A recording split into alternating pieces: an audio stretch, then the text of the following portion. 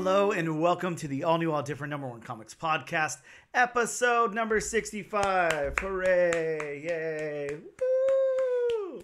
I did all the applauding by myself, so it sounded even lamer than it was. Let you have a spotlight. Right? Well, thanks. We are the all new, all different number one comics podcast. Each and every week, we put out a brand new episode, and in those episodes, Bob. By the way, that's Bob. I'm Dan. Say hello, Bob. Hello, Bob.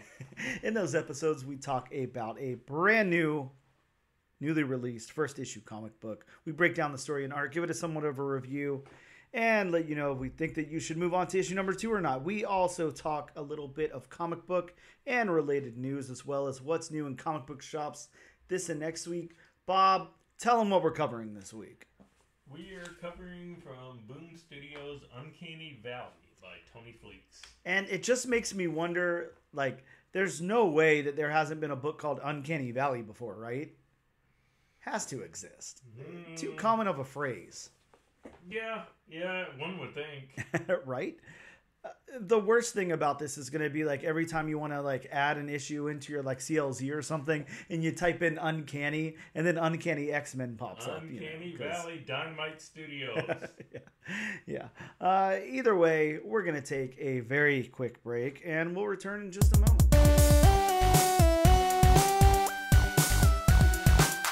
And we are back with episode number 65 of the all new, all different number one comics podcast. Here to talk about some comic book news. Comic book news time. Bob, I don't know if you watched the Joker 2 trailer. I haven't. In a way, No? I kind of refuse to watch it. I mean, I don't blame you. I certainly don't want to watch the movie. But look, the trailer came out, and let me say this about it. It got, in its first 24 hours, 167 million views. I did see that. So, it's like the biggest thing since the Barbie trailer.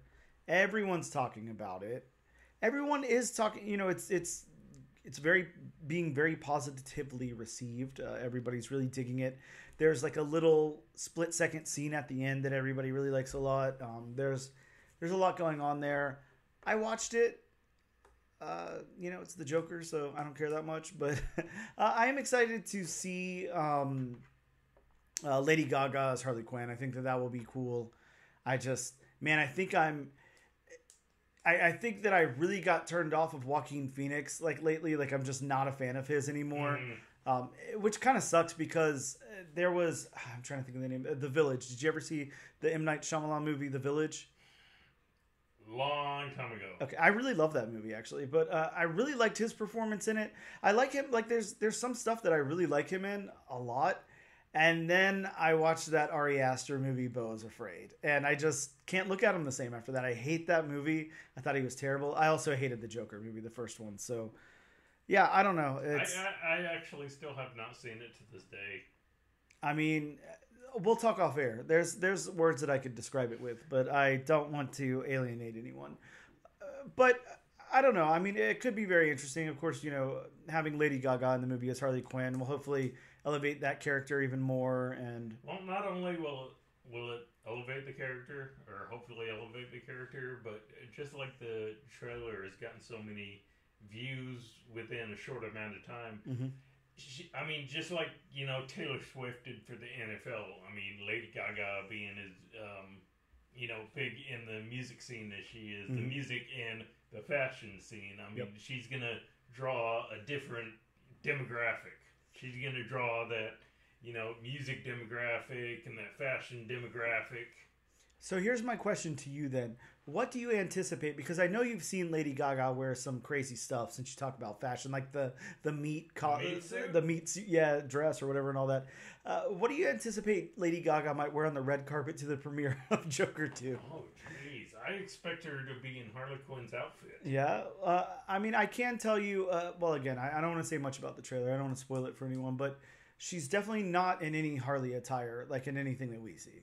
She's just like a normal, person or patient or whatever. Yeah, I kind of expected that considering, in the first movie, I mean, it was supposed to be the Joker, but then again, it wasn't the Joker. Sure. I mean, he was in somewhat the Joker attire, but he wasn't in the Joker attire. So I kind of didn't expect, Lady Gaga to go like full, playing card suit Harley Quinn outfit, or her, later Suicide Squad outfit.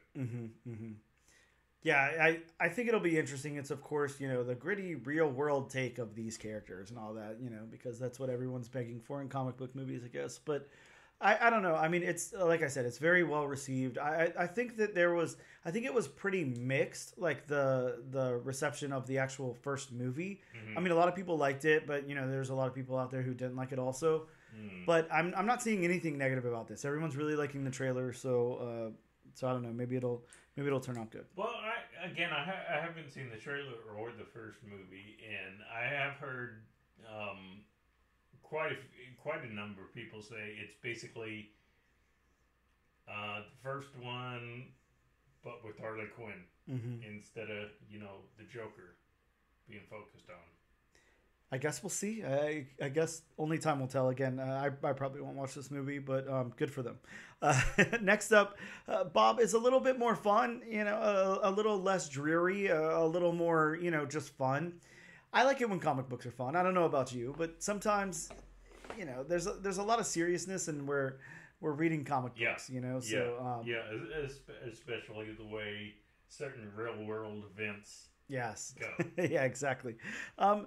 So as you know, Marvel has been doing these Disney What If covers for a little while now, for like maybe a year now, maybe a little bit longer. I don't know. But, they put forth these different scenarios on the cover, and it's always just a cover. It's not anything that's in the interior of the book or whatever, but, kind of what if Mickey Mouse wielded the Infinity Gauntlet or something like that. I can't remember all of them, but, there were Disney characters doing big Marvel event type of things on the covers, basically. And somebody over at Disney/Marvel has decided to bring one of those to life and make a one-shot, like a real deal.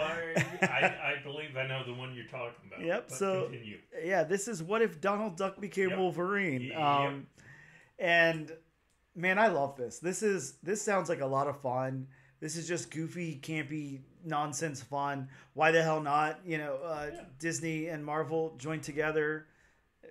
Why wouldn't we see some cool mashups like this? Again, I know I've said it before, and I know there has to be a clause. George Lucas had to be, he must have put a clause in there somewhere where he's like, these characters can't intersect with certain things, because why are we not getting like Guardians of the Galaxy Star Wars? I'm very disappointed that they haven't gone, the cosmic scale of Star Wars, because I mean it would be so easy, especially with the alternate universe route. Well, it's funny, too, because if you think about it, I believe, now I'm not 100% sure. Actually, I think I am 100% sure. I'm pretty sure that Planet of the Apes and Aliens, like both of those, now I'm not saying they cross over with the characters, but at least on covers, they've done covers, where they have Spider-Man and then like an alien or something. But Star Wars has been completely separate. So there's got to be a clause in there. Whenever the rights got taken over or whatever, there's like, these universes cannot intersect. Star Wars is a separate universe. It's got to be. They're owned by the same company. Yeah, but it's got to be. It's got to be something to protect that brand or something. Like there's something there, because I just don't get it. But the biggest question I want to see, can Wolverine's claws deflect a lightsaber? Can adamantium deflect a lightsaber? Now, this is like, those really fun, super nerdy, like schoolyard talks that we're going to get into there. Trust me, me and one of my good buddies, we've had this discussion many times. Yeah. And it's fun. Those are the things you think of when you read comics. It's just like, it's like that scene. Now, I won't go into the specifics of it, but, in Mallrats with Lois Lane and Superman's intimates, where Jason Lee is kind of talking, and of course he later meets Stan Lee at the mall and talks to him about a certain anatomy of Ben Grimm, and it's stuff that comes up, you talk about it, but either way, what if Donald Duck became Wolverine? I love this. It's so fun, and kind of what they're doing with it is the Old Man Logan storyline too. So it's not, you know, Wolverine like in his inception. It's not Wolverine like fighting Hulk or anything. Like it's kind of like this old man Donald Duck type of thing. So I don't know. It sounds fun. It sounds crazy. It sounds like it can work. So would Goofy be Papa Banner? You know, I read somewhere, and I didn't see the article right before we started, but yes, everyone is somebody. You know, it's not just him. Of course, the whole team's fleshed out. I kind of had a feeling they'd go that route with everybody playing a Marvel role. Yep. Mm-hmm. Yeah, and it's just a one shot. It's, you know, what if it's fun? You know, whatever. Yeah. Have fun with it. What the hell? How much goofier, no pun intended, being Disney, how much goofier can you get than Donald Duck becoming Wolverine? I mean, Goofy becoming Wolverine. I guess that's the next step up. Well, I mean, that would be too goofy. Don't make me again. Come on, Bob. That's twice in one episode. I know. And I mean, you have actual drums, so you can do a rim shot. It's true. The cymbals are in the car though, so you know, there's that part. And a little bit, you know. So we got the. I don't know. I mean, I guess it's good news. You know, we got the news about Joker 2. We got the fun news of the what if Donald Duck became Wolverine. Now we're going to bring it down a couple of pegs, quite a few pegs. So, yeah, put on your serious face now, Bob. Trina Robbins has passed away at the age of 85. If you're unfamiliar with Trina Robbins, she has such a massive, massive effect on the comic book industry and activism and feminism and all of that. Really, really big creator. Illustrated on Wonder Woman, Millie the Model, all, you know, big stuff like that. I think I'm trying to think of what exactly it was. I can't remember what publisher it was at, but she created the first out lesbian character in comic books. You know, so a huge pioneer, you know, and a huge activist, somebody who really, you know, like pushed the boundaries, you know, and made things, you know, paved the path for the way things became. I was going to say, open the door for that kind of stuff nowadays. Yeah. I don't have my sources in front of me, so please forgive me, but one of the sites that I looked at just had tribute after tribute after tribute. I mean, every single creator you know has posted a tribute for this woman. Like, everyone. She touched everybody's lives. So...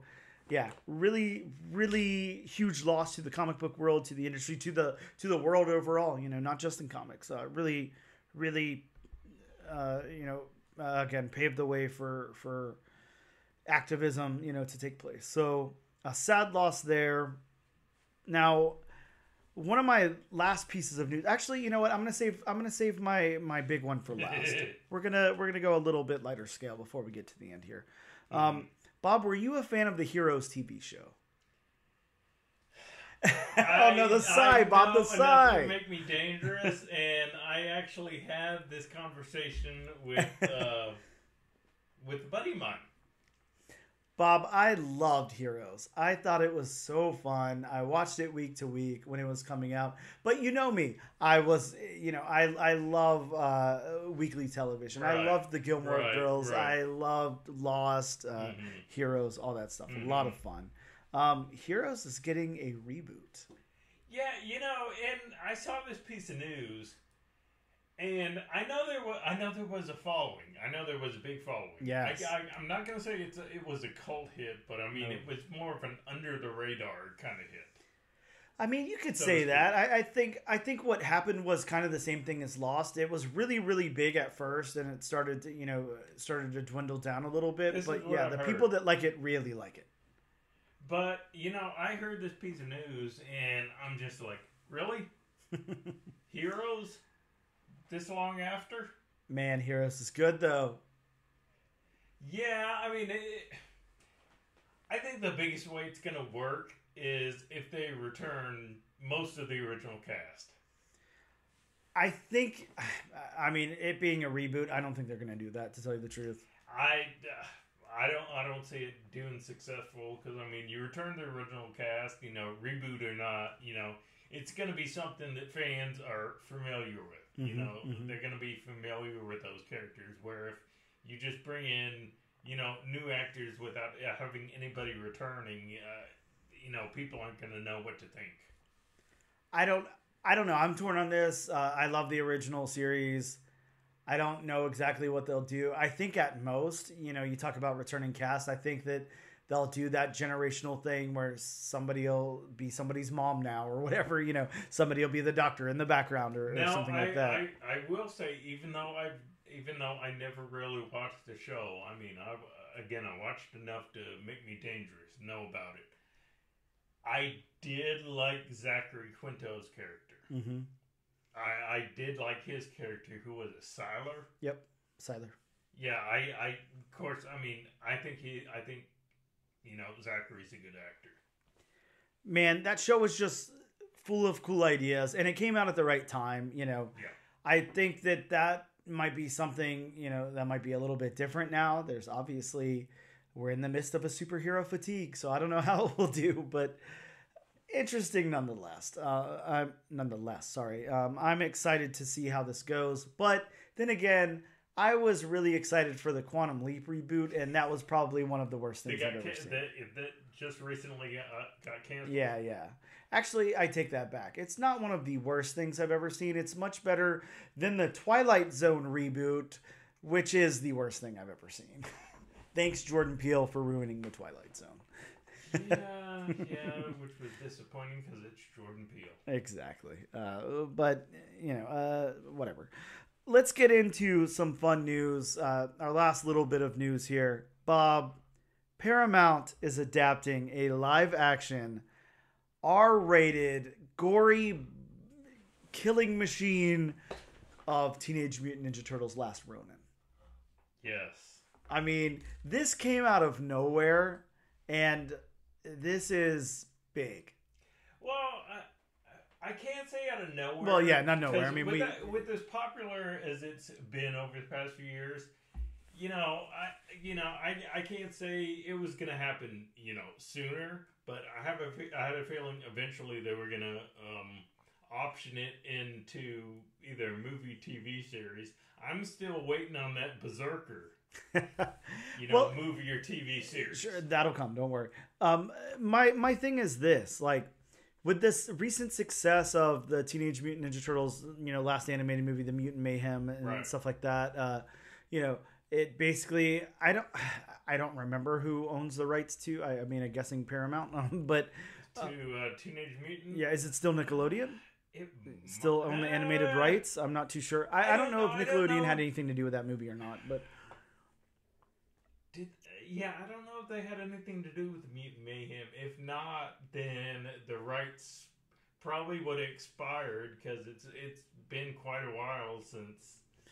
Well, here's the thing: Paramount is the parent company of Nickelodeon, right. So that's what makes me wonder. Yeah, either way. But maybe that's their animated branch or whatever, family friendly. I'm not sure. Oh God! So they could do a Teenage Mutant Ninja Turtles Transformers crossover. They sure as hell could.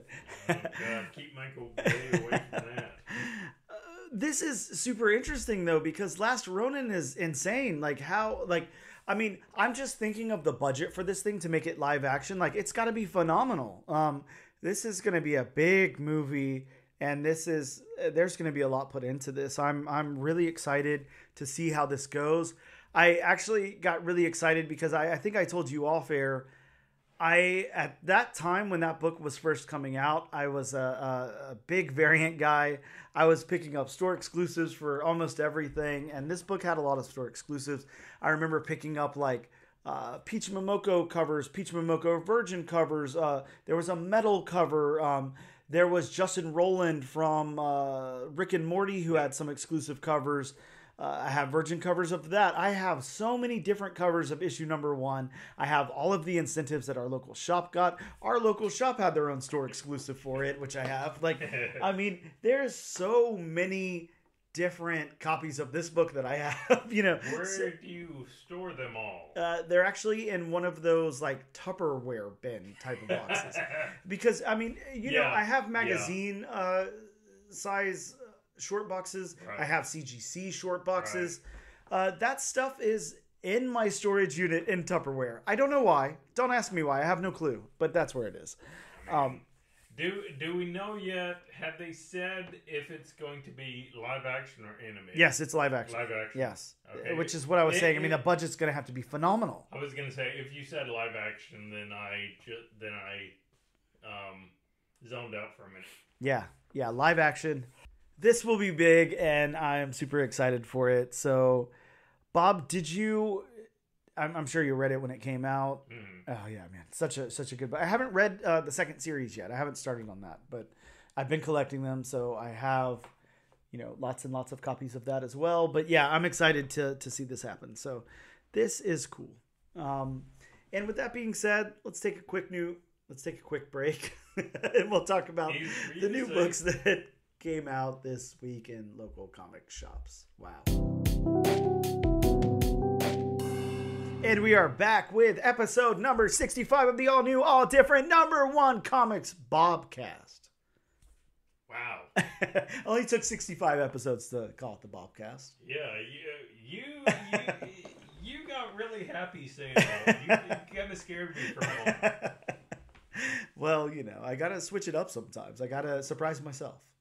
My day was too early for that. Now you're awake, Bob. That's all I can say. Yes, I am, and a little afraid. I'll if you see the guys in the white trucks with the white jackets, come to your house. Well, try not to fight it. I just wanted to, make sure you were lively, Bob. That's all. Let's talk about some new comics that dropped in shops this very week. From Marvel, we got Edge of Spider-Verse 3 with the first appearance of Star Spider, everyone's favorite new Spider, Star Spider. Don't know anything about him. Me either. I don't think anybody does until you read the book. But we also got Ultimate Spider-Man #1, 4th printing. Jeez.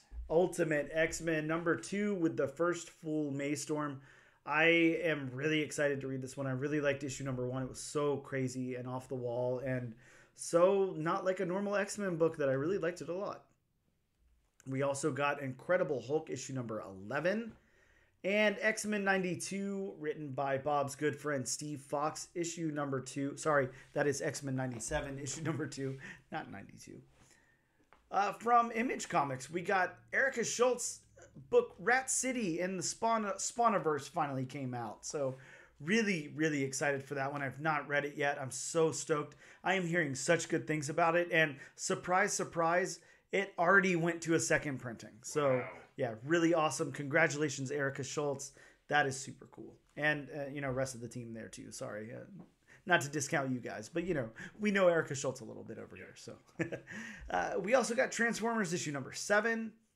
From Boom Studios, we've got Uncanny Valley, one of Bob's favorite books of all time, Jim Henson's Labyrinth Archive Edition #1. It was a good movie. It would have been good if it had somebody besides David Bowie in it. We also got... Sorry, Dance Magic Dance. We got Mighty Morphin Power Rangers The Return, issue #3, a book that I'm really digging, so I'm excited to read that 3rd issue. From Dynamite, speaking of Bob's favorite movies, Hercules #1. That's right. Hercules. Disney's Hercules is now a Dynamite book, and that is issue #1. We've got Thundercats issue #3. Over to DC Comics from Action Comics 1064. The volume that won't die. Never. We got House of Brainiac Part 1, an intro to an army of Zarians, Lobo's brace there, and Sinister. You forgot the end. Huh? You forgot the end. I forgot everything. What did I call them? Zarians. Say it. Pronounce it. Zarnians. Okay, my bad. Well, Cesarnians. There we go. I'll pronounce every letter that's there. Why not? We also got Sinister Sons issue #3 with the first appearance of Spaceman Joe. Spaceman Joe. Right. And sounds like a basketball player. Spaceman Joe. Or like a weird song, that came out a long time ago or something that you kind of like forgot about. So instead of Cotton Eye Joe, you got Spaceman Joe. Yeah, I mean, just replace the Cotton Eye with Spaceman. Except Cotton Eye Joe was a popular song. Well, Spaceman Joe is now a popular song. We made it one, Bob. From Dark Horse, we have Monsters Are My Business, which is written by Colin Bunn, so you know we'll be reading it. From IDW, we got Beneath the Trees, Where Nobody Sees, issue number 5, and Earth Divers 16, with some wonderful Raphael Albuquerque artwork on there. From Oni Press, we got Night People, number 1, second printing, and issue number 2 as well.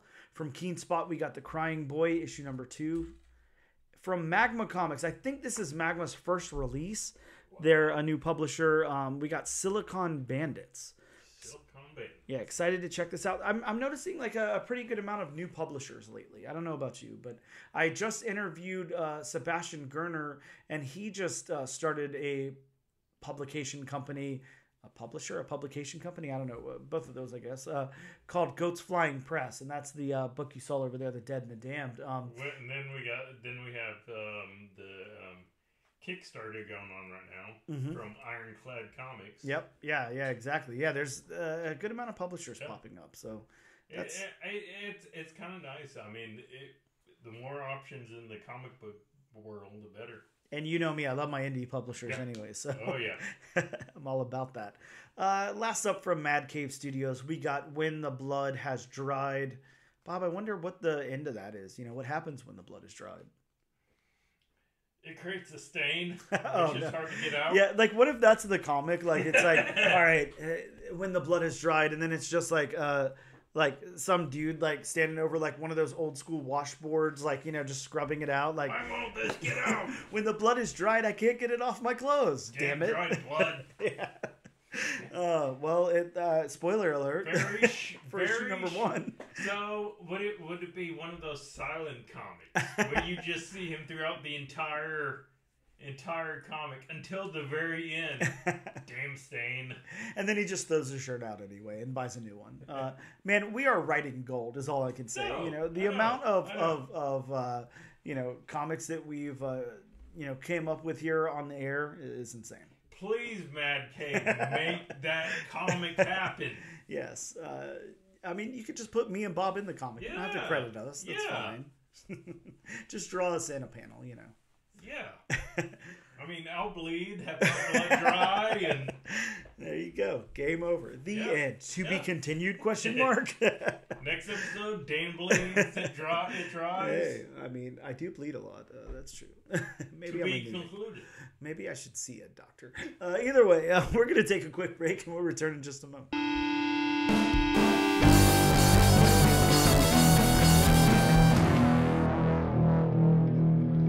And we are back with episode number 65 of the all-new, all-different number 1 comics podcast, here to talk to you about Boom Studios' all-new number 1, Uncanny Valley. But before we do that, you know we got to break into the synopsis. You know we got to break into the writer, the artist, my synopsis, and then we'll talk about the book. That's right, you got to sit through all of that first and to get us started. And we all know about Daniel's synopsis. We sure as hell do. Ooh, I like that. Pluralizing. From Boom Studios, Oliver, a seemingly typical 12-year-old boy, except for a mysterious family history that seems to start and end with his mother and inexplainable powers that is... That's a weird sentence. He can do nothing... Nope. Sorry. He can do things other boys can't, to the point of landing him in some trouble. Baffled by the surreal cartoonish nature of his abilities and followed by a murder of peculiar crows, the mystery behind Oliver's family history finally unfolds. Written by fan favorite writer Tony Fleecs and illustrated by acclaimed artist Dave Wachter. Discover what makes Oliver special and strange as he searches for his place in the world. You know, that's actually a really bad synopsis of this book. Wow. I mean, maybe overall, but the first issue, mine's way far off from that. Well, I mean, don't forget we've had a couple of those. What book was it? Episodes back where what we read and it just didn't match up in the slightest. Did not match up in the slightest. Yeah, there was some of those. Yeah, that's definitely sure. Yeah. Wow. You know what? I'm not going to go into Tony Fleecs. He did Stray Dogs. He did Feral. This is his new book. We covered Feral. Yeah. Stray Dogs came out before our time, so but we both read it, so we know all about Tony Fleecs here. If you guys don't know about Tony Fleecs, check out Stray Dogs. It is a very fun, crazy book. I don't know if fun's the right word, but it's a crazy book. Yeah, Feral, a great book. Bob and I both loved. So that is enough for him. Let's talk about Dave Wachter. I'm always wondering if I'm saying that correctly, but Dave has done Teenage Mutant Ninja Turtles. Teenage Mutant Ninja Turtles, the IDW collection. Uncanny Valley, that's this book. Iron Fist, Heart of the Dragon. Godzilla Cataclysm. Star Wars High Republic, Trail of Shadows. Planet of the Apes. Breath of Bones. Punisher. Teenage Mutant Ninja Turtles Villains Micro Series. Teenage Mutant Ninja Turtles Universe. X-Men Legends, Ghost Rider, Godzilla in Hell. And probably some more. Let's then go into my synopsis of the book. And I pluralized for no reason. Uncanny Valley opens with 3 kids skipping recess. One of them is the new kid at the school. They jump from a small bridge, and the other 2 kids fall like normal, hurting themselves, while the new kid creates a cartoonish hole in the ground. Oliver, the new kid, then gets summoned to the principal's office along with his mother.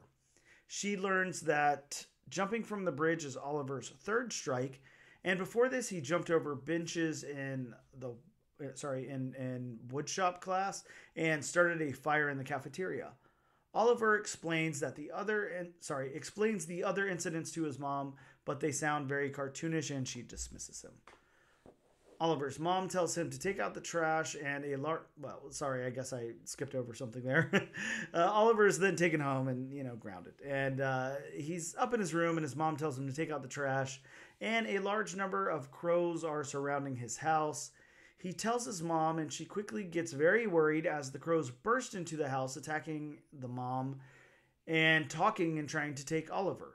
Suddenly, a Yosemite Sam type cartoon character bursts in and shoots crows as Oliver learns that that's his grandfather.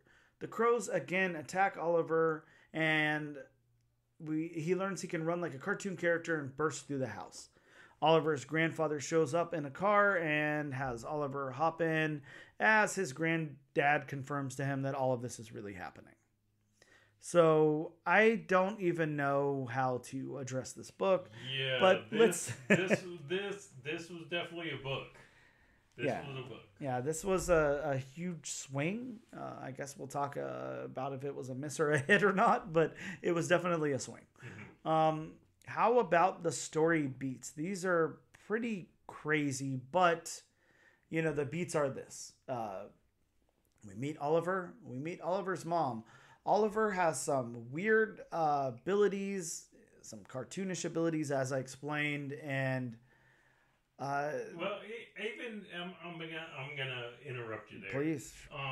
But even abilities aside, I mean, kid does bad thing, kid gets in trouble, kid gets suspended, of course, normal kid. Parent tells you to do something, of course they're not going to do it, mm-hmm.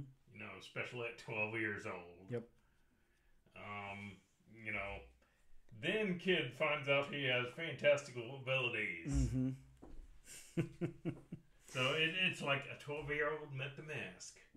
Yeah, and it's interesting. We're going to talk about it, but yeah, I mean the beats go from there, and then all these crows come out of nowhere, and his grandfather comes out and shoots them. I thought overall, the beats worked. I mean, mm-hmm. there really was no point to where, the book just slowed down or stopped. So yeah, there not was at all. Nothing that, slowed it down. I mean, it was just one of those books where it was like, what the hell is happening? Yeah, I mean, you didn't even really get much time to stop and think about it. No. You know, it's kind of like by that time, you know, the book's over and you're like, what did I just read? Yeah, I mean, it's kind of like off the wall thing after off the wall. And I mean, that was my reaction when I was reading it. I felt like I was watching an episode of Looney Tunes. Oh, definitely. Definitely. And you hit the nail on the head. When the grandfather burst in, immediately I thought, Yosemite Sam. Yeah, definitely. This is interesting. How about the dialogue? How did you feel about the dialogue here? You know, the Tony Fleecs is writing these characters' voices. I felt like the dialogue was fine. I didn't have any problems with the dialogue. I guess it didn't really seem. I guess, you know, if I really want to critique it, like everybody seemed a little wooden. You know, but at the same time, I can't imagine this being written really any other way. We know Tony Fleecs is very good at writing dialogue and very good at capturing people's voices and everything. But there's so much wacky stuff going on in this book. I can't imagine like a whole lot of personality in any of the characters through their dialogue. Well, and I mean, he definitely captured the voice of, 12-year-old boy. You know, again, like I touched upon, you know, he was being told stuff by his mom, and it was like he was just watching TV, and he's like, I got it. Yeah. I got it. Which, I mean, at that age, you know, just like I did, you give one-word answers. Yes. Yep. Pretty much. Yeah. Whether you mean it or not. And half of the time, you don't mean it. Half of the time, it's leave me alone. Yeah. Pretty much. Yeah. Pretty much. The narrative of this book, you know, the narrative structure, the narrative storytelling here, it works. This is almost one where I would have loved to see like a little exposition dump at the beginning, maybe not be thrown completely into the world without a little bit of lead in. But I do think the narrative works fine. There's no problem with it. It just really does hit the ground running and doesn't stop at all. Well, I mean, the narrative, I mean, it's a straightforward 3 acts. Yeah. I mean, you know, it's him, you know, being able to survive unscathed, you know, something that, you know, most normal people would not be able to survive without a scratch or a bang up, you know, gets in trouble, you know, then encounters the crows, you know, bursts into his house, you know, then the final act, you know, he finds out he has powers and he's, you know, driving away with his grandfather and they're trying to get away. So, I mean, it's like 3 acts. Yeah. One of the things that I will say this, something that kind of threw me off a little bit was that beginning. You know, the boys are skipping school, they're, you know, whatever, skipping their class, and they're out there, you know, in the woods, they're jumping off the bridge. Why are they jumping off the bridge? What is the purpose of this? I mean, the other 2 boys surely knew they were going to get hurt jumping off the bridge. Well, yeah, but, you know, and I don't know if you might have missed this or if, you know, I just, you know, pay attention to the little minutia more than usual. But I seem to remember something in there about when, if I'm not mistaken, when he's having a conversation with his mom in the car. I think it's one of those, he's trying to fit in. So, you know, I think it's one of those, he knows it's not right, but he wants to fit in. So he's gonna, you know, do it to be accepted. And I'm fine with his justification. I don't understand why the other 2 boys wanted to jump off the bridge. Yeah, like, what? Yeah. When you put it like that, it's kind of like, why did they do it in the first place? They knew it was going to happen. I mean, it's a dumb detail for me to get hung up on, sure. Yeah. But, you know, I do get hung up on things like that. So I'm like, you know, maybe just a little bit there. Maybe it would have made more sense to me if there was like, you know, maybe a bigger kid who was kind of bullying them or something. And then, you know, it was like, you guys jump off this bridge or something. I just didn't quite see what the reasoning was. So like, it's like he's doing these things and these fantastical things are happening, but why, what's the catalyst for him to do them? Like, I get that he wants to fit in and he's going to do what everybody else is doing, and that's fine, but why are they doing what they're doing? I don't see their motivation. I get the whole, when he's explaining things to his mom, I get the whole eating the hot pepper. I mean, if you're, if somebody says, I dare you to eat this, I mean, you're eating something. Yep. So, I mean, it's not out of the realm of reality that, somebody would eat it just to prove, okay, I ate it. Yeah, it's, I don't know. I get hung up on weird things sometimes. But aside from that, how about the world building then? I think, this is trying to really build a world here. It's a very, very interesting world. Yeah, and if we're not verbalizing enough, what's going on here, basically what's happening is, and hopefully you pick this up from our conversation so far, is this is our world, a normal world as we know it, but also in this world exist actual cartoon characters like that of like Roger Rabbit.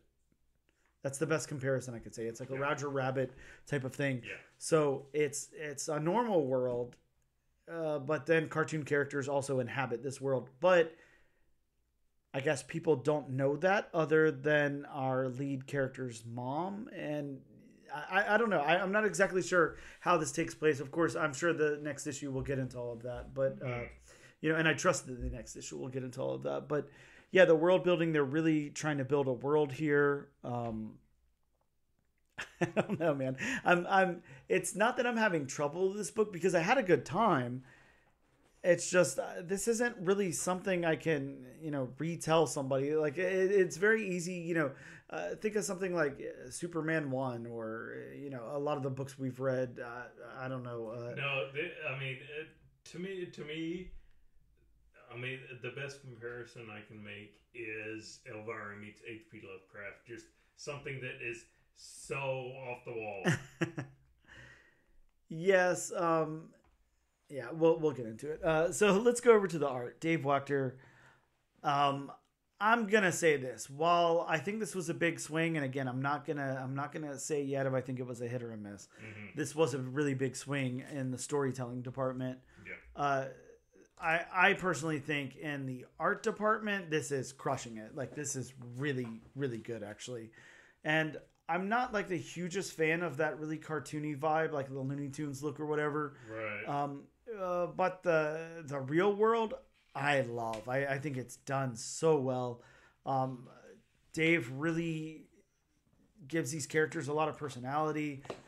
Really, really fleshes it out in the character art and everything. I really like it a lot. Okay, and I'll preface this by saying, I don't have a big problem with the art. But just me personally, I would have liked to see a little more detail in it, cleaned up just a tad. It doesn't have to be totally cleaned up. I like to look for this book. Something like this, an idea far out there. You don't need perfection. But I'm just saying, I would have liked to see it a little bit more cleaned up, like maybe a little more detail in the background. A little more detail here and there in the foreground. But that's overall. I like the art. I like how it fits with this book. That's just my personal preference. Yeah, and I'm really liking the art here a lot. I think it's really cool. It's got that photorealistic quality to it, but it's got enough grit to it. As far as details and stuff, when we get into the backgrounds and locations and stuff like that, I could see your point. There is a lot of focus on the characters. I think that might be by design, because obviously we know Dave Wachter is completely capable of detail. Look at this scene of the kid's bedroom. Yeah. Now I will say that's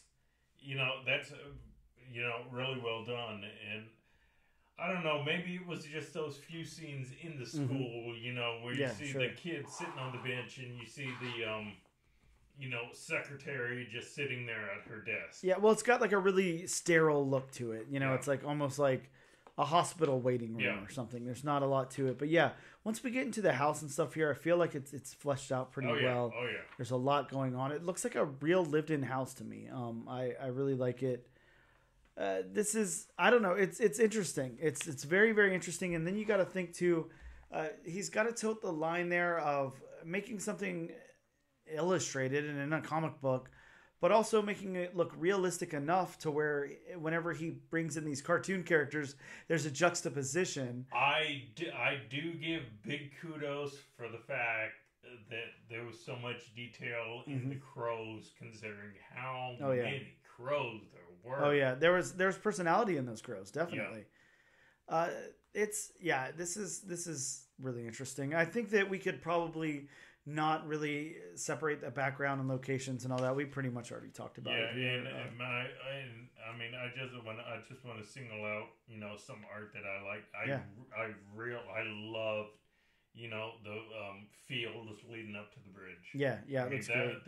That was probably, in this entire book, that was probably my favorite piece of art. I've got it open to, you know, where the point of view is pretty much from the ground looking at the bridge, and I mean you can see the trees and it's at dusk and you can see, you know, the goldens and the shadows the bridge make. That's you get a nice fall feel here, definitely. Like that's done really well. I'm with you. I like all of that. It looks really nice. Some good like watercolors and stuff, I'm guessing. It's a very good look. I was trying to think of the colors here. That's kind of where I need to go next. I don't know if I guess Dave did the colors as well, because I'm not seeing any separate colorist credited here. Yeah, so it looks like Dave Wachter did all of the illustration, the coloring as well, and then there's a separate letterer. But he did a great job on the colors. Yeah, they look fantastic. The colors really work really well here, and I think the colors are kind of, colors and shading are really what's separating the cartoon characters from the real world characters. So there's a lot of work being done there. I don't know. Let's get into our wrap up of it. This one, I think I want you to go first because I think I need to hear what you say. So, you know, I had to really think about this book. Me too. You know, because I mean, I read it and I had that reaction when I'm done. I'm like, what the hell did I just read? Oh yeah. Yeah. Because I mean, I was also thinking to myself, and you probably thought to yourself, I'm just thinking to myself, boy, they're skirting the line from copyright infringement in a lot of this book. Definitely.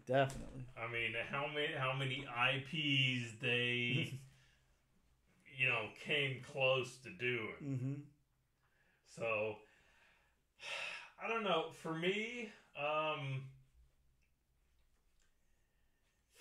I would recommend this to people just because, you know, it's something different. Mm-hmm. I mean, if you like the you know, art style of just comic book art mixed with, you know, illustrated cell shaded characters, then you're gonna love this book. I mean, it's definitely, you know, something different. Mm-hmm. And I mean, you know, different is good in comics.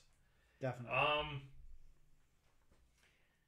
don't know. I kind of want to continue to issue 2 myself, just because I want to see where this is going. Mm-hmm. Because, you know, coming off of this issue, it could either go, you know, straight or it could go straight into a wall. Yeah, that's just because of what it's dealing with. Yeah, and this one is so hard for me. I honestly don't really know where I land, but I'm kind of it. Again, this was a swing, and I really, really credit Tony for not just doing the same thing over and over again. Like, he's clearly very, very successful at doing the, animal thing, the Homeward Bound type of thing, whatever he's got going on with Stray Dogs and Feral. I'm happy that he didn't just try to cash in on something like that again. I'm happy that he did this. Mm-hmm. This is a swing though, man. And I'm just not sure that I'm like 100% there with it. I don't know that this is like anything that I'm that interested in learning more about. Let me ask you twofold. A, would you recommend it to our listeners? Yes, I would. And I will say why, because I feel like, whenever somebody takes such a huge swing, like there's going to be a divide, either I don't feel like this is going to like be a book where somebody is like, oh yeah, I kind of liked it. Like it was fine, whatever. Like you're either really, really going to like it or you're just going to be like, this wasn't for me. Okay. And that brings me to my next question. Would you recommend it for yourself? It's like, I want to know what's going to happen, but not enough to read another, So, I mean, what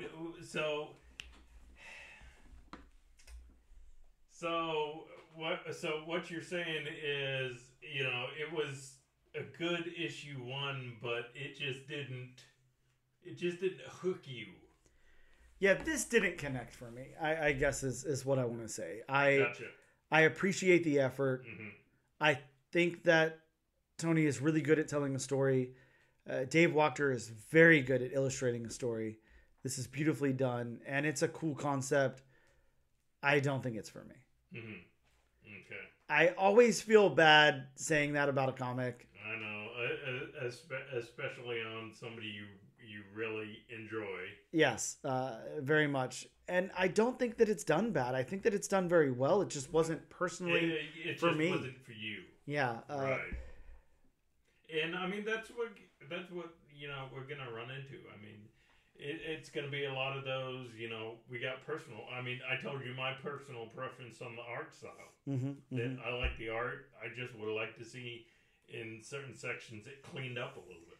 Yeah. But I mean, that's me personally. And like you said, you love the art. You didn't have a problem with it. So, I mean, it's going to come down to personal preferences. I think this book is going to do well. I will say that. I think that this is going to sell well. I think people will be talking about it. I think that it'll do good. And I hope it does do good. Again, not personally my taste. Right.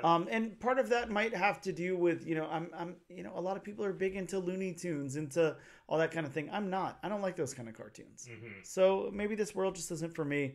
I don't know. We can leave it at that, because I could sit here all day and try to go down the rabbit hole of why it doesn't connect for me, but it just doesn't quite connect for me. Hopefully it connects for you, hopefully you guys pick it up and you really enjoy it, because the creative team really deserves it. And I guess that's all I'll say. Well, I mean, it's been a couple episodes where we've been, 50-50. We got one thumbs up, we got one thumbs down. Yep. Yeah, it happens. Yep. With that being said, we're going to take a quick break and we'll return in just a moment.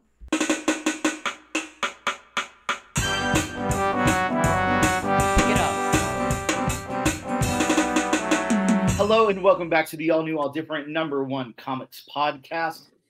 Doing a special creator interview, and I do have a very special creator interview on the line right now. We've got Zac Thompson, all-star comic book creator, comic book writer, writer of. I mean, you guys definitely know Zac Thompson. I don't have to point out like a whole shitload of titles or anything, but yeah, No One's Rose, Nature's Labyrinth, Yondu Cable, Lonely Receiver, a really, really cool book that I loved.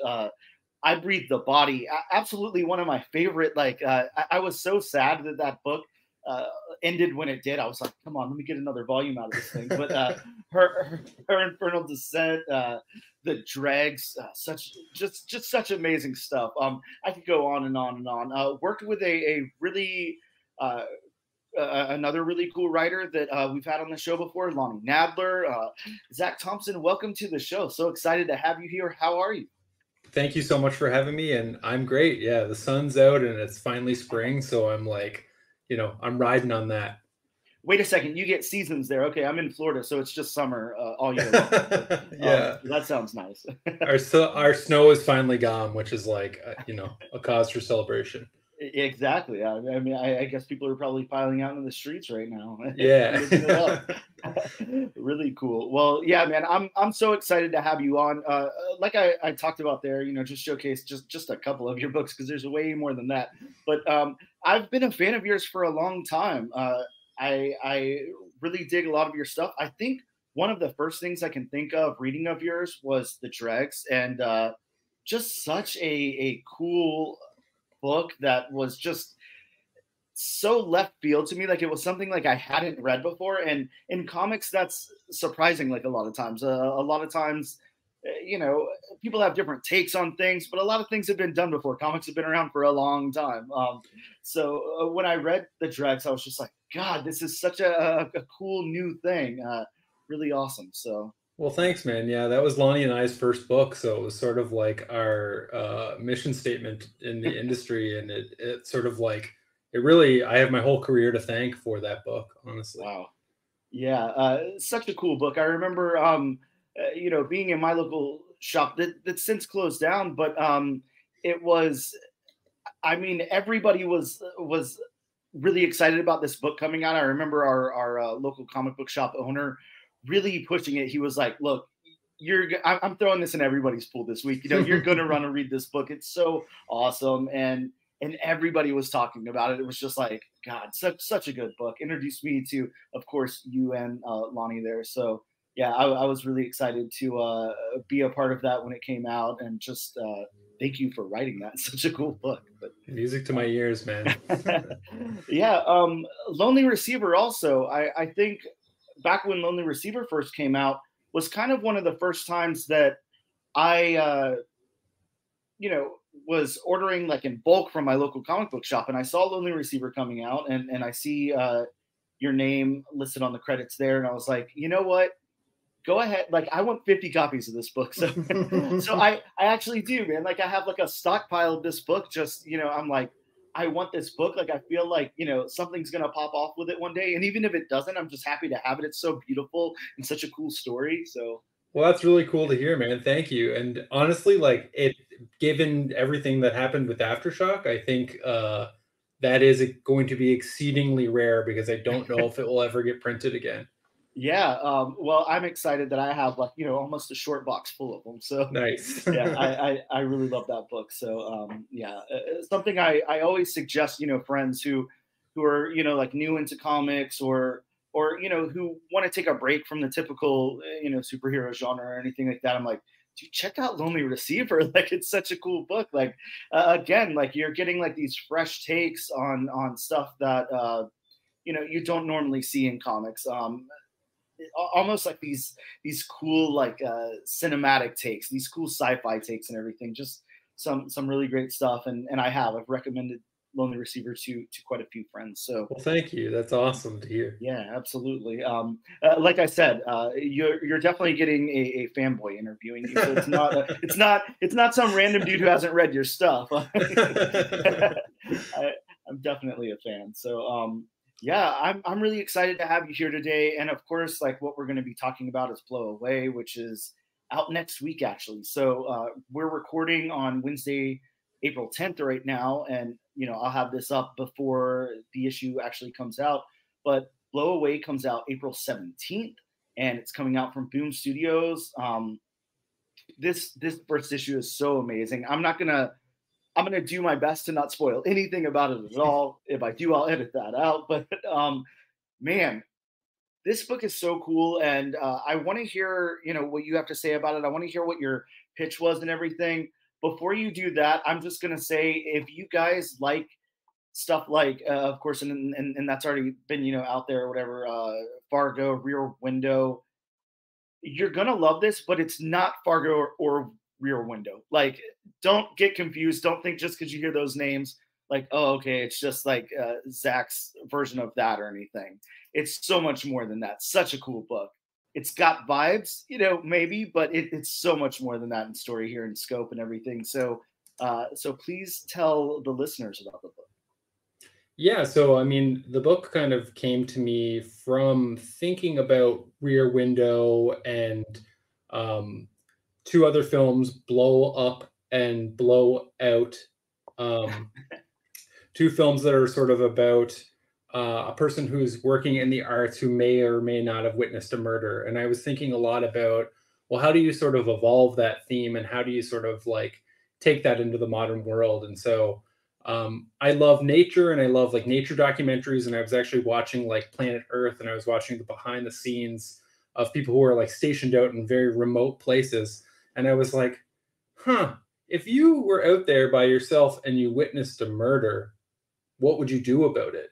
Mm-hmm. Like, you're out there by yourself and you're also like 50 miles away with a long lens camera and you're sort of like far enough away that maybe you didn't see what you actually saw, that kind of thing. So that was really what I pitched to Boom was, hey, I want to write a book about maybe a murder.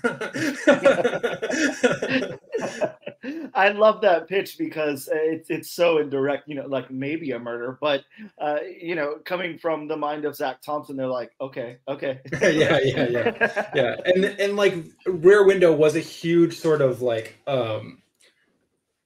touch point because I think a lot about like how that implicates the audience. There's a level of implication and Blow Away where it's like, okay, you're going to go along with Bryn as she goes on this path of being like fairly sure about what she saw, but you as a reader may not have that same reaction to what you see. And that's very much the point of the book, is that giving you a sort of a string of images, because there's like a won't get into spoiler territory, but there's a double page spread towards the back of the book in the first issue that you're going to see in every subsequent issue. But you're going to see it play out a little bit differently. And the idea is that the character, the main character, Bryn, has a different emotional response to it every time. But you as the reader are also going to come to it with new information every single time. And so the idea is that Bryn has one way of looking at her footage. The reader will have one way of looking at it. And the truth is probably somewhere in the middle. Yeah, I love it because, again, it's like... I don't know if you get into like unreliable narrator or anything like that. It's not there, but like, it's perspective, it's very, what are we seeing versus what Bryn is seeing. And I love the use of the camera here too, because it's almost like a whole nother character itself. The perspective of what we're seeing through the camera, how we like, zoom in or whatever, like all the different stuff that goes on there. Excuse me. What about using this, I don't know, desolate, like Arctic island type of thing, like as a backdrop? I know you said you're kind of like in a colder area, colder, bigger island area there. How is it using that as like a scenery and a backdrop for the book? Yeah. So, I mean, my big thing was like, we live in a very paranoid world right now, right? Like, paranoia, conspiracy theories are everywhere. And part of what I want to do with Blow Away is sort of like put you in a different environment that's removed from all of that society at large. So, Bryn is completely isolated from the real world, quote unquote. But does the idea of paranoia and the idea of you can't trust anyone and the sort of like culture that's been created by true crime sort of like permeate through that isolation? In that, like, can you actually remove someone from that sort of society? Because I think there's an interesting, if you ever look at when like people disappear or anything like that and they maybe haven't found them yet, there's always like social media sleuths online going like, oh, look, like her boyfriend was reading Annihilation by Jeff Vandermeer. That means he's a murderer, right? And it's like, that doesn't have anything to do with anything, but it does feed this very human sense to find patterns in something that may seem irrational. And I wanted to sort of like take a character and put them into a place where they don't have a connection to the internet, where they don't have anything other than their footage and their own 2 feet, that they can kind of just get out there and see if they can solve this on their own. Because I think isolation also just sort of like reveals character. Because like, who are you when no one else is looking? Right. Yeah, and that's a really excuse me, cool thing to explore there. I know, for me personally, look, we're starting out with the character, I think a little bit over a month in, kind of isolation there, like about 40-ish days or so, is where we're dropped off. And I mean, I would like to think, or hope that, I could last that long in isolation and everything. But I think more like, 2 days or something, I'd probably start to go a little crazy. So I think that that's also a really cool thing to explore. We have Bren, and she, at least to us, seems pretty strong at first. She's out there for a month plus, out there documenting the hatching of these hopefully the hatching of these birds and everything, and then starts to see some other stuff going on, and really loses touch with, like, any of the outside world that she's trying to communicate with. So or supposedly, at least, with I guess anything's up for debate at this point. But this is like a really cool story, again, like a really original story, because it would be very easy for someone to read a synopsis or read a review or something online, and something that name drops Rear Window, Fargo, things like that. Again, like, it's not that. It's so much more than that. There's so many layers here, just with the storytelling alone. And then you have, is it Nicola? Is that how I'm supposed to say the artist name? Yep. Again, sorry with the names there. Nicola on art, and God, that just adds like so many more layers to this thing. How did you guys hook up? Have you guys ever worked together before? No, we hadn't worked together before, but my editor on the series, Elizabeth Bray, she sort of brought a couple different portfolios to me and said, look at these. And I really responded to Nicola's art, just because it's really like stylistic and kinetic. And I haven't actually worked with anyone like him before, but I could really see, like, again, talking about those double page spreads of like footage, that was something that was like baked into the initial concept. And so I was very concerned about whether or not we could do that with whoever we chose to sort of go with. So looking at Nicola's portfolio, it was clear that he was going to be able to pull something like that off. But also environmental storytelling is a huge part of the book, like big open expanses showcasing sort of the Arctic and that kind of thing. And he was able to nail that right away. His first character sketches were so evocative of the tone that we were going for, and he just sort of like got it right away. And it's funny because I think he lives in Italy, and so like as far removed from the Arctic as humanly possible, but like understood exactly the vibe that we were going for, and has just absolutely nailed it with every issue.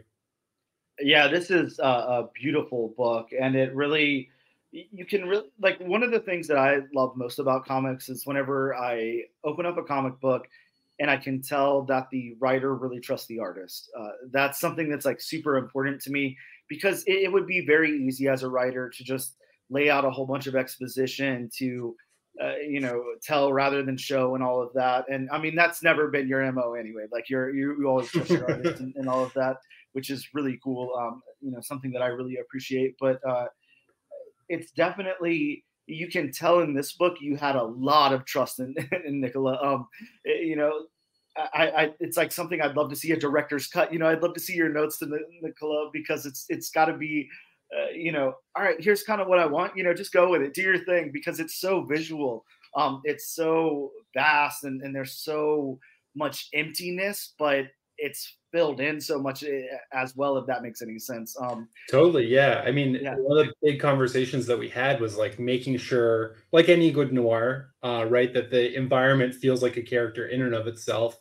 And even like working with Francisco, the colorist, where we had to have conversations where I was like, look, I know this is like antithetical to the idea of coloring comic, but like, let's go really white here. Let's put a bunch of snow over these things. Let's really allow the snow to become a character. So like, there's moments where, you know, a snowy wind blows over the lens of the camera and it's just a panel of just sort of like obscured white. But that's sort of what you'd be dealing with in the reality of a situation like that. And so everyone's sort of working together to create that like tone and that sense of place. And I think that we really nailed it together, because it's just like Francisco and Nicola have a great shorthand. Like every time Francisco sends in colors, Nicola's like in the minute details, like circling things, being like, well, like let's change the color of that like slightly. And I just love that sort of stuff because I can just sort of trust them to run with it. And then like I can just worry about story details where I'm like, oh, this person's jacket switched colors, like let's just put it to whatever, and like just be the continuity cop. Well, there has to be, you know, definitely something to that, you know, to be able to trust your artist and colorist and letterer and all of that. It's such a huge amount of teamwork, and you know, to have any weak links in there, you know, it's got to be hard, but definitely doesn't feel like, you know, you're suffering through any of that in this book at all. No. Yeah, you've got a wonderful entire creative team. How has it been working with Boom on this book? I'm trying to remember what you've done with Boom before off the top of my head, but just Hunt for the Skinwalker previously. Okay, that's right. Yeah, I forgot about that book. Yeah, and they've been awesome. Yeah, this is the first sort of original book that I've done with them, and I sort of, again, like I pitched them this thing that was like very visual and very much evocative of other things, but also to go back to those double page spreads again, like that was a huge part of the pitch that I had to them, where I was like, look, like I want this to feel visual, but I also want this to sort of be steeped in the storytelling of comics. So it's like, you know, you're going to see a sequence of 16 panels and we're going to show that to people over and over again. And we're going to sort of like change people's perception of the storytelling on the page, which I'm like, at the end of the day, like after you look at comics for so long, you just kind of become like a formalist freak where you're like thinking about how to like play around with the form of comics. And so that was a huge part of what I pitched them. And they were very into that, which to their credit, because sometimes I've experienced in the past where publishers sort of like don't like that you're thinking too much about the page before you've even written anything. But that was a very big part of what I was trying to evoke, because I was just like, look, like if you're going to show quote unquote footage, you have to have an idea behind it. It can't just be a string of still images, right? Because like at the end of the day, that is what it is. But I just mean like it has to have some forethought and some like some juice to the execution, so to speak. And so like they were really down with that, and really down with like an unconventional type of crime book, because you know, I'm interested in like non-traditional crime leads and sort of like a different sort of perspective on the thriller. You know, there's a lot of movies where it's just like a regular person who's like thrown into an extraordinary situation. Yep. But in comics, I find there's a lot of like, it's a crime book, but you know, the main character's a mutant, or it's a crime book and the main character's a thief, or whatever. And I like the idea of just like, I'm a regular professional who happens to be in the wrong place at the wrong time. And because I'm isolated, I'm caught up in this thing that I can't sort of escape. And so, but they were super down. They have a really good pedigree with their original crime books. So it's a good place to be. Yeah, I really like Boom Studios a lot. It's a publisher that I think when I, you know, my earliest memories of Boom are definitely like the Kaboom stuff for some reason. Like I felt like all I was seeing was like, you know, the all ages stuff or whatever. But then once you start to dig a little deeper, you look at books that are coming out like Grimm, Ghost Lore, the Power Ranger stuff that's coming out that's fantastic. Boom really puts a lot into their books. They're beautiful books. They're on like, you know, this luxurious cardstock and paper and everything. And they get top tier talent. You know, you can always kind of like bet on a Boom book, like, you know, it's going to be like very well executed whenever it comes out from Boom. So there's not much I can think of where I've ever been disappointed with the Boom book. We've done quite a few like on the podcast, and every single time, you know, we kind of go into it like hesitant or, okay, well, you know, this is whatever. I think the last one was Man's Best that we covered on the podcast, and we were like hitting this string of like animal books. Like I think there was like 4 in a row or something. And my co-host was kind of like, all right, it's another dog book, you know, whatever. And we ended up reading it, and it's just, you know, the execution is just so well. So we both ended up loving it and recommending it and everything. But yeah, Boom, a really great publisher. I'm excited that this book is out on Boom, because I feel like, you know, even though I've only read the first issue, that really opens the door to what you're able to do. And I think there's going to be a lot of surprises in there, and that's really intriguing.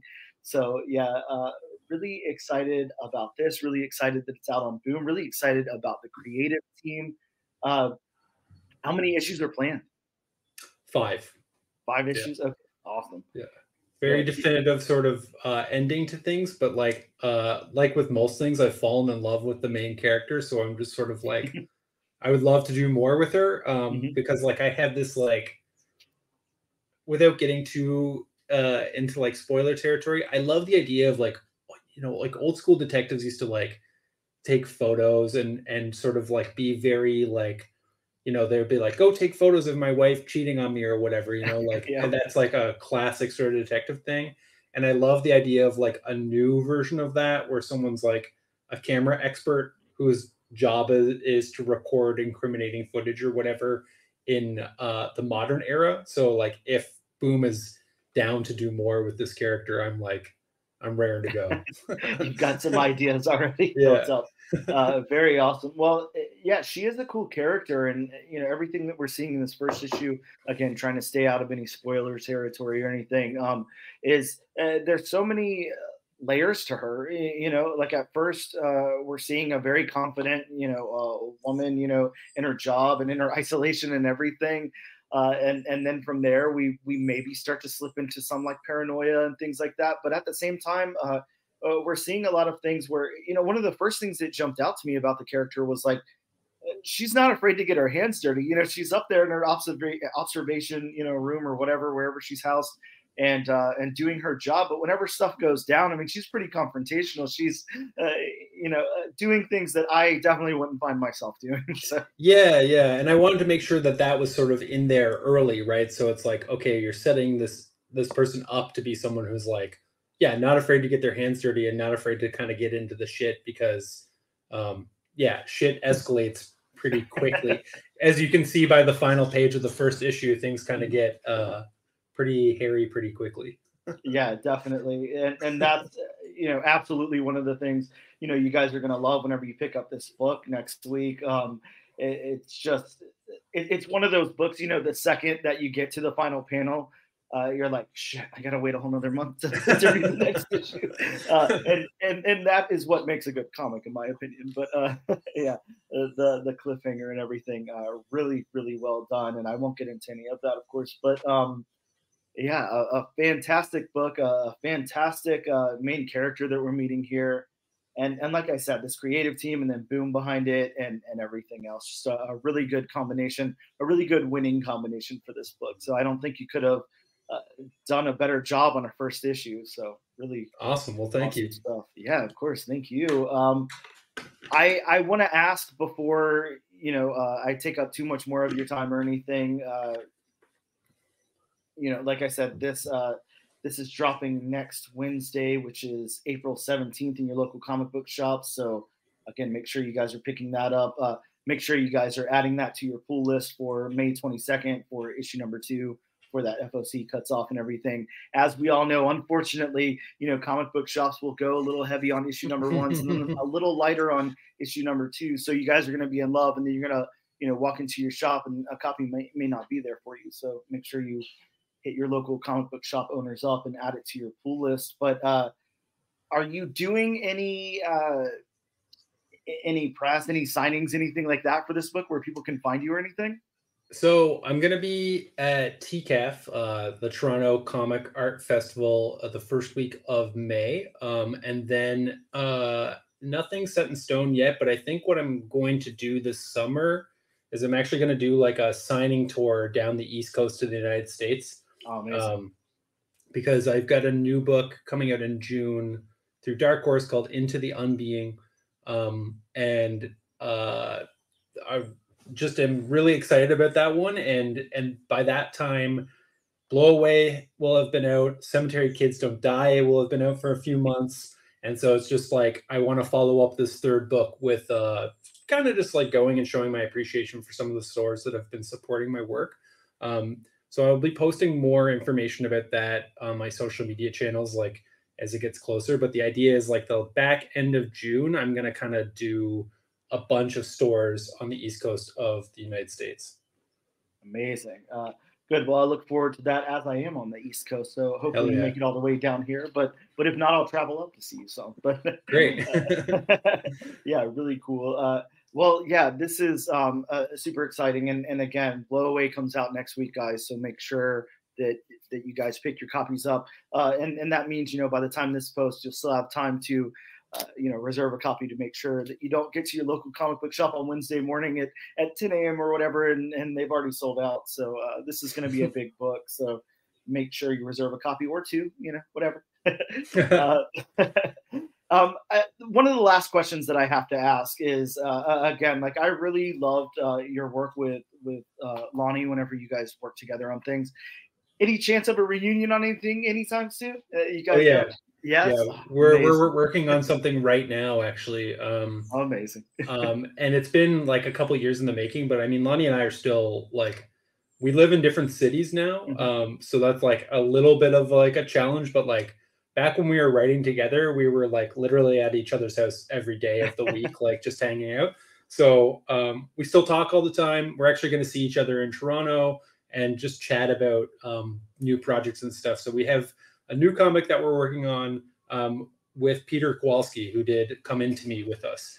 And so he's already working on it. He's already drawing it. So like we've already written 2 issues and we're sort of like slowly, the type of thing that we're just like not in any rush to sort of get out into the world before it's ready to go. So, and we're both like very slow, meticulous writers. So, put the 2 of us together and it takes a while to get a full book done. That's okay. But as we all know, whenever it comes out, it is so worth it. So yeah, I hope so. Yeah, definitely. That and all of your projects. Well, again, Zac, it's been super amazing talking to you again. Like, I hope I didn't fanboy out too much. I tried to keep it, on the conservative side of fanboying out there. I've learned over time to try to keep my composure a little bit and not be like, oh my God, you're so amazing. Tell me more about yourself. But yeah, I really do dig your writing. You're a really amazing creator and come up with some really awesome stuff, some stuff that's actually, really important in my life. So I greatly appreciate you just writing that stuff, let alone coming on and talking to me about your new book. So dude, that honestly means the world to me, and it makes doing this every day like so worth it to hear stuff like that. So thank you. It's a very genuine statement. So thank you so much, and thank you for talking to me about Blow Away. I know the listeners are super stoked about it. They're gonna love this book. So thank you for writing it, and thanks for taking the time to talk to me about it today. And before I let you go, anything else you want to say or plug or anything? And the caveat to that is I will make sure that all of your links are listed in the show notes. But the only thing is Into the Unbeing is on pre-order right now. That's my new sort of like eco horror maxi series with Hayden Sherman, who just finished up Dark Spaces Dungeon with Scott Snyder. Hayden is like one of the best artists working today. And this is like the book is separated into part 1 and part 2. So issue 1 of part 1 is on pre-order now. The final order cutoff is May 6th. And then, you could also pre-order part 2 if you want at the same time, which won't be out until like 2025. But if you let your comic book store know, it's going to be full, like 8 full oversized issues telling a giant story on the scale that I've never done before. So we're going to have some fun.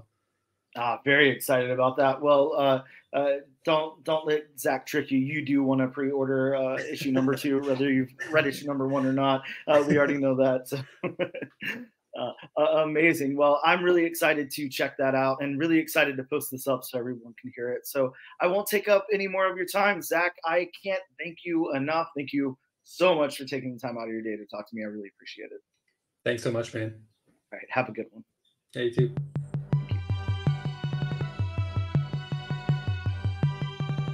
Hey, welcome back to the Audio Audio for Number One Comics, episode 65. Thank you so much for checking out that really cool interview with Zac Thompson, creator of a book that drops next week, Blow Away from Boom Studios. Make sure you guys check that out before you blow away. I don't know. I tried. Right? Bob, let's talk about some new books that are dropping next week. But, I think I'm going to do a little bit different this time. Normally we talk about the books. Things happen. Sometimes they come out. They don't come out. I think this time I'm going to do it's disclaimer time. It's disclaimer time. Welcome to disclaimer time. Everybody, disclaimer time with Bob. You make it sound like Pee Wee Herman. You really do. Maybe I'm heavily influenced. What can I say, man? I love Pee Pee Wee Wee Herman. Word of the day. I wish we could have Pee Wee Herman on the show. Is all I can say. Too soon. Oh, too soon. But yeah, like I didn't say O.J. Simpson, so it's not too soon. That's way too soon. It's way too soon. But like I always say, these are just a few of the books that are hopefully, fingers crossed, coming out next week. But I mean, anything could happen. So if you want a more in-depth list, please consult elsewhere. You can call your local comic shop. You can, send an owl with a message saying, hey, please give me a list of all the comics coming out next week. But make sure you do it in that really nice penmanship, because nobody wants a sloppy letter from a Harry Potter owl, is all I'm saying. I mean, learn calligraphy. I'm just saying, Bob, I don't know how you feel, but there's nothing worse than whenever somebody has an impactful statement or, message to give you, and it's in bad handwriting. It really cheapens it. That's all I'm saying. Well, I mean, it's kind of like, especially if somebody else is supposed to read it, not everybody can read bad handwriting. Right. If you have some nice, calligraphy handwriting, where you can make out each letter, it's easy to read. I completely agree. You don't want something where the person can't read it. Work on that handwriting, kids, is all we're saying. It's important. Learn your cursive, people. Come on, damn it. Bring it back. Bring back the cursive. They don't teach it in schools. They should. You know what? Get off Bob's lawn without the cursive is all I'm saying, That is a definite get off my lawn moment. I love it. If you happen to live in Jacksonville, Florida like Bob or I do, you can hit up our local comic book shop, Gotham City Limit. Let Ben or Jonathan know you want a complete, up-to-date list of all the new books that are coming out next week, along with a synopsis, the creators, a list of accomplishments, grades they made in middle school, everything.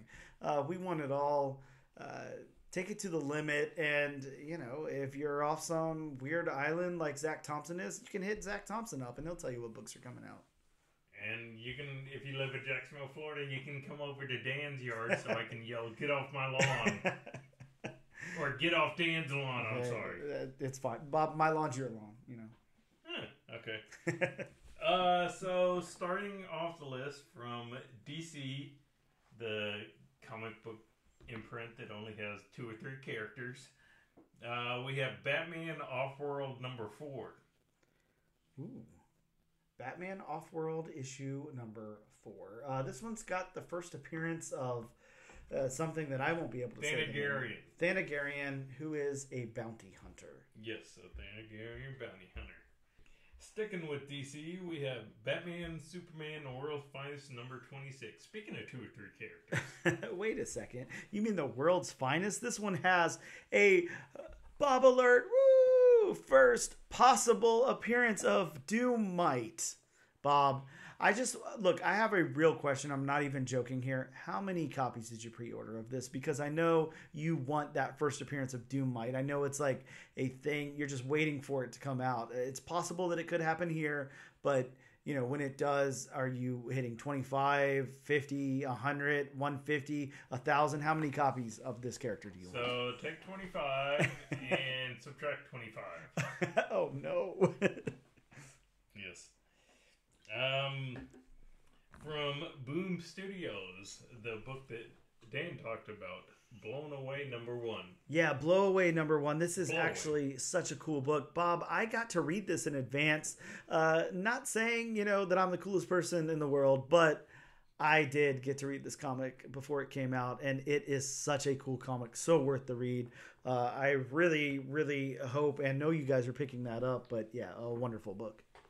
From Dark Horse Comics, we have Star Wars High Republic Adventures Saber for Hire #1. This one apparently takes place in a galaxy far, far away. And what happens is, if you're familiar with Star Wars, they have these lightsaber things. And this is just a lightsaber that's like by itself. There's no one around or anything. It's like kind of in a cave, and it's available for hire. So people hire it to like do things like roast marshmallows and cut things for them. I mean, stranger things have happened in the Star Wars universe. Yeah, there was that cool holiday special. That's all I'm saying. From Image Comics, we have Free Comic Book Day 2024 Energon Universe Special #1. So I don't know why these are listed right now, but I think the free comic book days are for like, you know, next month. I'm not sure. Maybe they've just announced them. Mm-hmm. Mm-hmm. Don't look for those in your shop next week. You won't find them. Mm-hmm. From DC Comics, again, we have Justice League versus Godzilla versus Kong #7. This is the finale. It all ends here, Bob. Who will win? The Justice League, Godzilla, Kong? Will they all become friends? What will happen? I'm guessing Lex Luthor won't win. I don't know, man. I don't know. Maybe everybody just pops some popcorn and watches a movie. Yeah, that is true. Sticking with DC, we have Superman #13. Part 2 of the House of Brainiac. Yes, and a personal favorite of Dan and I's. Yeah, a wonderful, wonderful book. Staying with DC, we have Nightwing #113. And let me tell you, this is the weirdest looking cover A I have seen in quite a while. I'm going to have to pull that one up so I can check it out. Yeah, that's... Oh, you got it there for me to look at? Please do. Oh, yeah, that's an interesting cover. Wow, yeah, I like it. This is the, I don't know, 300th... how do you word this? This is the 300th book titled Nightwing? I don't know. Yeah, it's not the 300th issue of this series, but... No, it's the 300th issue of any comics Nightwing called series? Nightwing. Yeah. So, however many volumes there's been, it's the 300th overall issue. So I'm hoping each page is a different look. Like, we start off with Robin, and then we go to, you know, what was it, 1980s Nightwing. Mm-hmm. Then we go to 1990s Nightwing, and then we go to... Bring back the mullet Nightwing. I think something bad happened in the 90s with Nightwing is all I remember. I don't know if we want to bring that back. That's all I'm saying. Yeah. Maybe that was the early 2000s. I don't know. In my head, it was like the late 90s. But yeah, possibly. Going to Marvel, we have Ultimate Black Panther #3. This one has the introduction of Ultimate Killmonger and Ultimate Storm. I have to say, Ultimate Killmonger kind of looks like Kraven Hunter. He's Ultimate, though. What do you expect? That is true. Staying with Marvel, we have Roxxon Presents Thor #1. Look, if you don't already know what's going on with this, there's no way I'm going to be able to explain it to you. Just know that this has the introduction of Chad Hammer. Yes. Any relation to Justin Hammer? Oh, maybe. Possibly. Going to IDW, we have Teenage Mutant Ninja Turtles #150, the 5th volume. Yeah, this is the final issue of this before Jason Aaron takes over and we start renumbering the Turtles. This is exciting. I'm excited to see this. Jason Aaron take on Teenage Mutant Ninja Turtles. And that's actually going to end my list because the last few are Free Comic Book Day 2024. Yeah, we're going to skip those for now. For. Let's talk about some other books that are coming out, maybe a little under the radar. Avengers Twilight, issue number 5 is dropping. We also have Ghost Rider Final Vengeance number 2. Bob, I'm so excited to read that book, I can't lie. We got Giant Size Hulk number 1, Spider-Boy 6, and also What If Venom, issue number 3. Speaking of number 3, Dynamite's putting out Bob's favorite book of the year, Elvira Meets H.P. Lovecraft, issue number 3, as well as issue number 1 of Gargoyle's Quest. From DC Comics, we're getting Wonder Woman, issue number 8. And from Image, we've got a couple of weird ones. We have 7174 AD, issue number 1. Moon Man number 2 comes out after God knows how long of issue number 1 coming out. And we have Spawn 352 from 10 Ton Press. Bob, I know you're excited about this book because of your Iron Maiden t-shirt you're wearing right now, but Rock and Roll Biographies Iron Maiden re-released in full color this time. Sure. From Mad Cave, we have Love Me, a romance story. From Dark Horse, we're also getting Dudley Datsun and the Forever Machine. Just a title that's not one that I would pick to name my comic, but No. Whatever. No. We also have Quick Stops 2, issue number 4. That's right in the Kevin Smith universe. And speaking of Teenage Mutant Ninja Turtles, The Untold Destiny of the Foot Clan, issue number 2. Hey, here is a book that Bob actually really does love from Opus Comics, Nadia and the Namobots, issue number 2. I am so glad this is. You know, it took forever, right? I actually saw this on Comic Geek, and I'm like, oh my God, when did issue 1 come out? And then I looked, it was fall of last year. Yeah, it's been a while. Holy, yeah, very. So very yeah, I liked issue number 1, so yes, I will be picking. hopefully our local comic shop gets enough issues to where there is one left when I go and pick my comics up. Yes, completely agreed. A book I want to check out as well. Last but maybe least, I don't know, possibly not least, Penthouse Comics issue number 2 drops. Ooh. So, if you want some spicy stories, I guess check out Penthouse Comics. But those are the new books that are dropping next week. And I read the magazines for the interviews. hey, I only read them for the comics. That's all, right? It is a comic, damn it. Speaking of books that are coming out next week, Bob, it is that time in the show where we head over to the lovely wheelofnames.com, not sponsored by yet again. Yeah. And we've got 3 books on the wheel. We're going to see where it lands. But we do have Dudley Datsun and the Forever Machine, issue number 1. Star Wars High Republic, Saber for Hire, issue number 1. And Blow Away, issue number 1. Again, a book that I've already read. So we're going to see where this lands. If I get to read the same book again, which I'm completely fine with, or if you get to explain some Star Wars mythos to me, or if we're going into Scott Snyder's worst titled book of the year.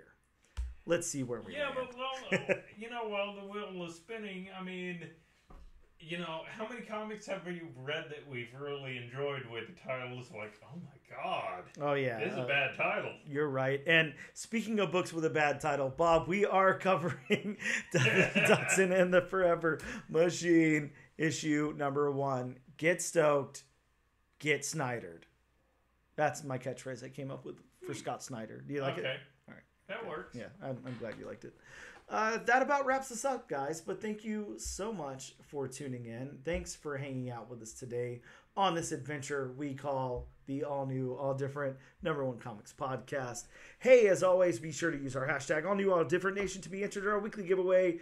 And check us out on Instagram at @ANAD_#1 Comics Podcast, X at ANADNO Comic Pod, TikTok at ANAD1 Comics Pod, and YouTube at the Comic Book Channel. And if you happen to be in Jacksonville, Florida, make sure you go visit Gotham City Limit at 4195 Southside Boulevard, Unit 104, Jacksonville, Florida 32216, and tell them the all-new, all-different #1 Comics Podcast sent you. Thank you. Goodbye. Good night. And